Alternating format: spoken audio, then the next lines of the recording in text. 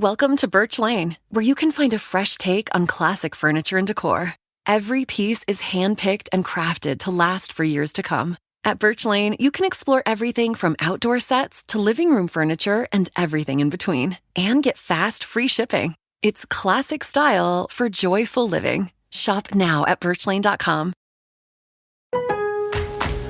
Now more than ever, Lowe's knows you don't just want a low price, you want the lowest price. And with our lowest price guarantee, you can count on us for competitive prices on all your home improvement projects. If you find a qualifying lower price somewhere else on the same item, we'll match it.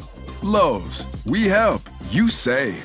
Price match applies the same item, current price at qualifying retailers. Exclusions and terms apply. Learn how we'll match price at lowes.com/lowest price guarantee.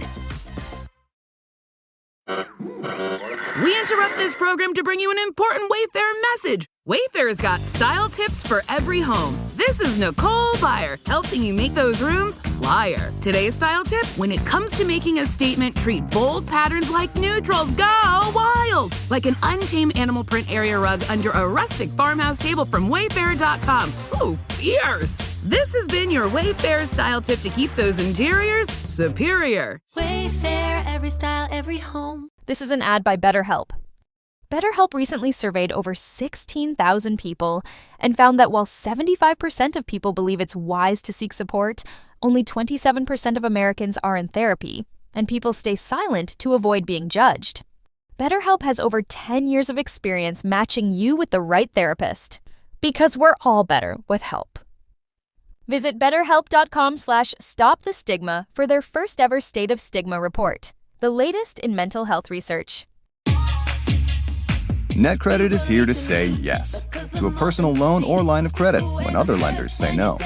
Apply in minutes and get a decision as soon as the same day. If approved, applications are typically funded the next business day or sooner. Loans offered by NetCredit or lending partner banks and serviced by NetCredit. Application subject to review and approval. Learn more at netcredit.com/partner. NetCredit. Credit to the people.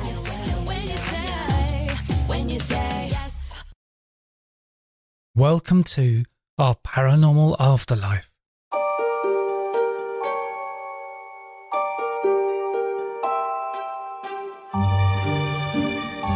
This is episode 177 of Paranormal Stories. This episode I'm reading from Steve Burgess's book, The Adventures of a Hypnotherapist, Was I Under?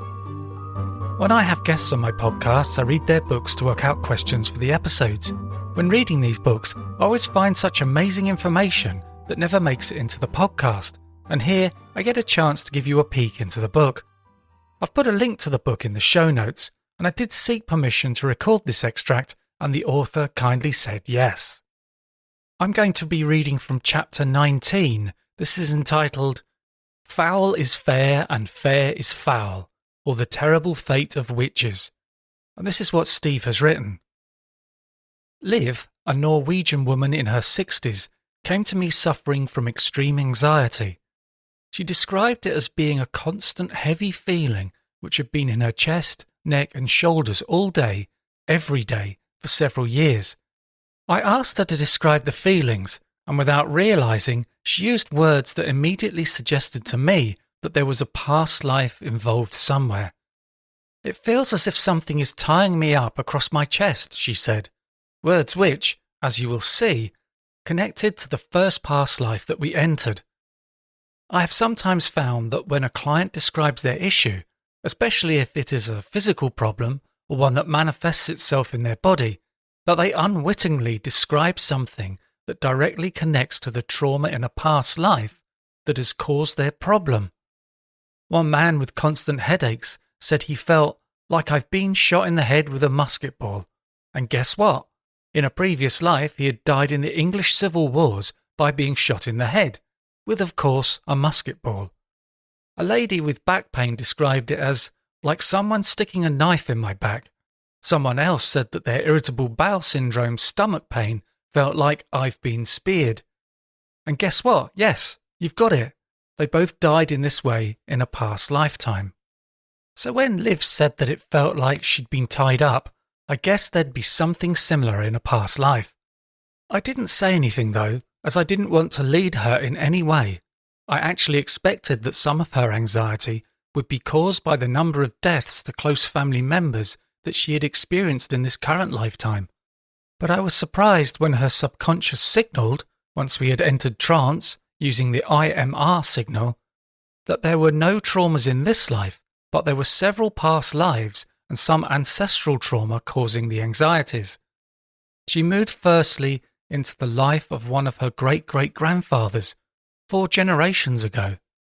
Throughout the regression, she was a little emotional and breathing in a distressed way as she shared with me the traumas as if she was in the body of her great-great-grandfather. I'm in a fishing boat on the sea in the middle of a storm. The sky's black and there are big waves. I'm in charge of the boat. The storm came out of nothing. I'm so scared. We can't make this. I feel heaviness in my chest. There are some of the men in the water. I can't help them.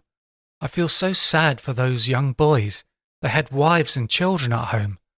Many of them are in the water shouting. I can't breathe and my shoulders feel as if they are hunched up. I feel the shame and I'm so sad that I can't help them. I'm in the water now, besides the boat. My hands feel so numb. I feel sadness and shame in my hands, shoulders and heart. I feel the light now. I'm starting to feel calm. Liv breathed deeply and relaxed. Her ancestor had obviously died and she had released the fear and guilt that had been passed down to her from him, feelings that were locked in her body, causing her anxieties. Although this was a standard regression session, in which we release negative emotions to clear a problem in this lifetime, there is an unusual feature here which may need to be explained. You may ask, how can an ancestor pass down death trauma to another generation? It makes sense to acknowledge that traumas can be passed down through the genes. For example, if a trauma happens in your mother's life before you were born, then that trauma can be transmitted genetically to you. But how could the death of her great-great-grandfather come down in that way, as he was dying and couldn't physically pass it down through the family genes? When I first began working with ancestral trauma in regression, I believed that the only way in which to explore the trauma was passed down via the genes, but occasionally a client would explore a trauma, in the same way as Liv, which couldn't possibly be handed down in that way. It appears that it doesn't have to be transmitted physically, but it is a form of energy that is passed down in some way outside of the physical. How this happens, I don't know, and I can't explain it scientifically, but I have a feeling that it connects in some way to the strange world of quantum physics. I allowed Liv to relax for a couple of minutes before I asked her to move to something else that was causing her anxiety state, and soon she was in a past life. I'm alone in an old timber hut. I'm a woman, around 23 years old, and I'm wearing a long white dress. I feel tense, as if I'm waiting for something to happen. I'm listening, and I can hear a lot of people coming, and they're shouting. They want me. I'm saying that I haven't done anything wrong, but they say that I'm a witch because of the medicines that I make. They're laughing as they destroy everything, all of the herbal medicines that I make. Many of these people I have helped in the past. I feel betrayed. They take me out of the hut and burn it, and take me to a town where there are many people. How can they be like this when I've helped them? No one will listen to me. They put me in a prison cell for several days. I know what's happened. I was helping a man who had a sick wife. She's very sick, and I know that I can't help her. She's angry and accuses me of wanting to kill her because I want her man, but I don't. I just can't help her. Liv started to cry, and her voice sounded more and more desperate as she went on. I feel a big pain in my heart. Her husband believes her, and after she died he accuses me of killing her, and he'll tell that to the authorities. I have pain all over my body. She was always jealous of me. It feels so bad to be accused of something I didn't do. I'm in the prison, and I feel so sad. I know I'm going to die. I just give up. She started to shake and breathe rapidly. Her body twisted as if she was trying to get away, and she gasped out her words. They take me to the water. put me in a boat and row me out onto the water. My hands and feet are tied. A rope is around my chest so I can't move my arms. There are many people watching. I ask them to defend me, but they don't. I've helped so many of them. I'm so angry. How can they do this to me? In my head, I'm promising myself that I'll never use this knowledge again. I'm staring at a man who's guarding me in the boat. I helped him too, but he pushes me into the water. It's dark water and I have no chance. Liv continued to kick and writhe for a few seconds before she suddenly relaxed and she was calm. I see the light and I feel calm as I float above everything. It's finished. Although the life was over, I asked her if there was anything else that she needed to be aware of, and she told me that the woman who had been treated and said that she'd wanted to kill her was intensely angry, firing real hate at her in the past life. She cursed Liv and wanted the worst for her forever, which shocked Liv as she was only trying to help her. We did some work to release the curse and to send it back with love from whence it came. And once this was done and Liv felt that it had been laid to rest, she came out of the trance.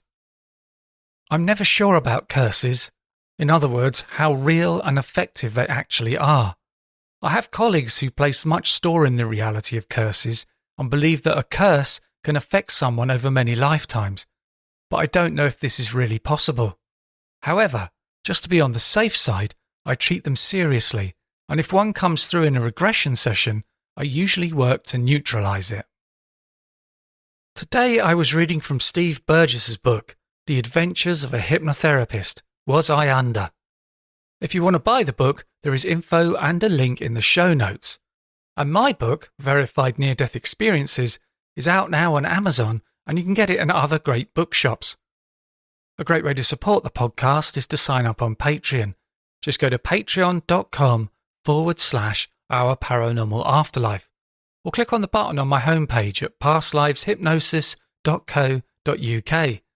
And just so you know, if you're a patron, you get a 25% discount when you book a past life regression with me. And I'm offering a free consultation call which can be booked on my website. And if you enjoy the podcast, please leave a review and be sure to subscribe on Apple Podcasts, Spotify, or via your favourite podcast app to make sure that you don't miss out on any episodes. And thanks for listening.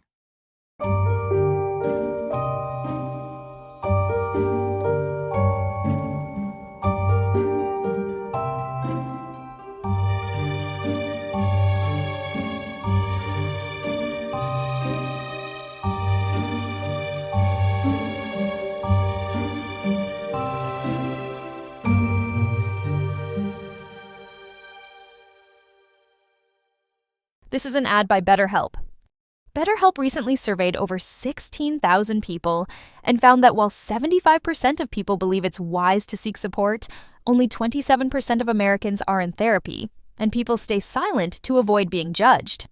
BetterHelp has over 10 years of experience matching you with the right therapist, because we're all better with help.